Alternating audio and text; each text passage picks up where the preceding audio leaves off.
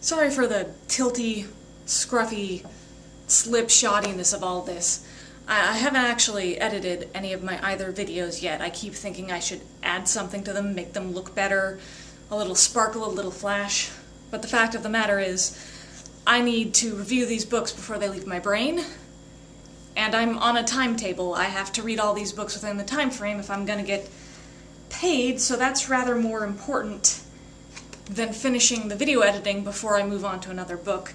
And also, my jaw hurts, and I have a dental appointment next week, and I'm freaking out about it, and I am tired and miserable, and it's hot out. Fuck all that. Mindfire. Big Ideas for Curious Minds by Scott Berkun.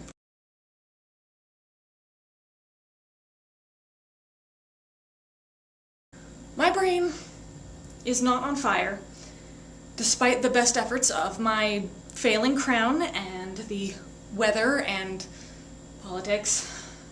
This is actually a set of blog posts and essays by a blogger, edited up and released as a book. And I really appreciated that, because it means they're on a variety of topics. They're relatively short, they don't overstay their welcome. And while my brain was not set on fire by these topics, they are all things I've heard of in other places and read on in other contexts. They're all kind of like the big perennial questions, like how you approach ideas, what you spend your attention on, what you ascribe meaning to, the kind of things that it's good to come back to and chew on every once in a while, even if this isn't your preferred earth-shattering awakening to this issue. It's kind of nice. I forgot what I'm talking about. So, I really liked his essay on criticism and critique. You know, ways to do that aren't hell. You've probably read several of these discussions, especially if you're in a creative field like creative writing or painting or anything where you have to like actually give and take feedback and not stab other people. It's so hard, but it makes so much sense when you just write it out.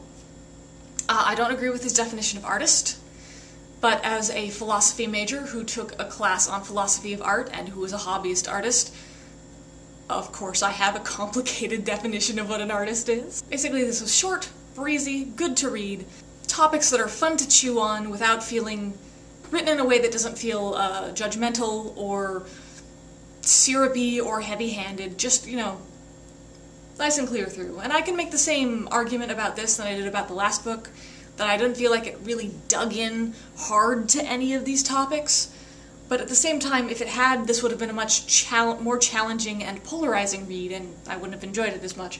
So yeah, quite a pleasant break from my last book. Next is Moonwalking with Einstein.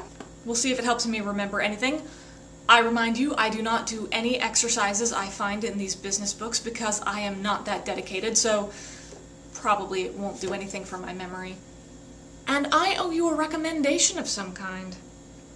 It would help if I remembered what I recommended in my last series so I don't do repeats, but here's one I only got recently.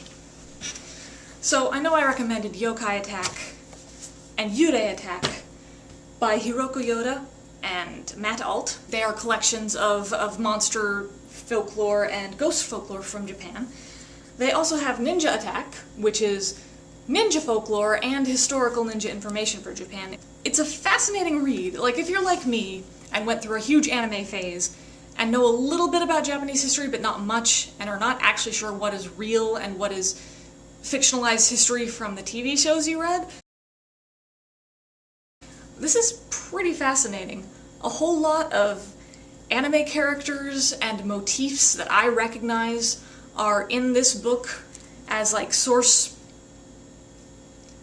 legends, folklore, ninja folklore, war folklore. I really do recommend it. It's a different way into history. Not one that's necessarily going to give you the big picture, but it's kind of the way people absorb history of their own. You hear the stories, you make connections, later you read about these origins of it in an actual history text and you're like, oh, is that a real guy? Or, oh, was that guy fictional? Stuff like that. Hopefully I just said enough stuff that I can edit it into like a comprehensive thing. Ninja Attack. The only question now is The next time you see me, will I still be in pain?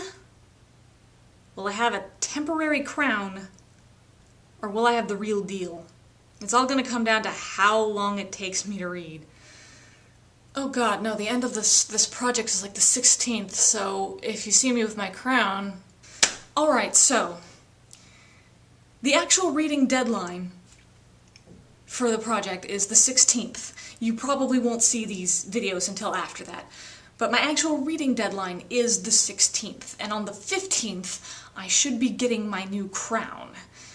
So, you really shouldn't see any of these videos in which I'm not in some form of pain or discomfort.